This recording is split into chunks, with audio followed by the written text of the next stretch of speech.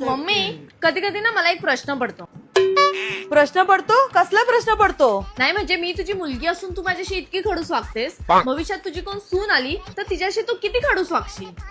आता तर मी कोणाची सासू नाही ना, जेव्हा सासू आहे ना तेव्हाच बघेन मी.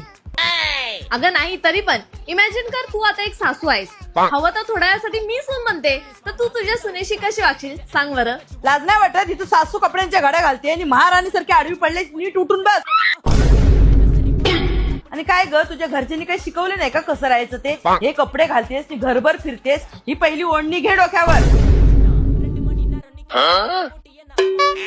आणि एक गोष्ट कायम लक्षात ठेव, हे असे कपडे ना मला चालणार नाहीत. घरी मोठी माणसं सासू सासरे आहेत, 4 माणसं आपल्या घरात येतात जातात, ओढणी कायम डोक्यावर ठेवायची.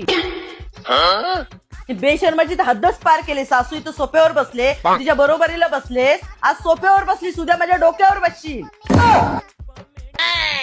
सगळ्या गोष्टी सांगाव्या लागतात, कसली शिस्त म्हणून नाही तुला. सासूबाई भूक खूप लागलीये, आतमध्ये जाऊन काहीतरी खाऊ का? एवढं मी बोलते त्याची लाज वाटत नाही काय ग तुला? अजून घरातले कोण जेवले नाही आणि पहिलं तुला जेवायचंय. सगळी माणसं जेवल्यानंतर लाज जेवायचं तू. ए मम्मी बस झालं, बस कर, मला नाही करायचंय. ओव्हर बस झालं, मला नाही करायचं आता. ए नाही थांब ना, अगं खूप मजा येते. अजून जरा वेळ प्लीज जरा वेळ.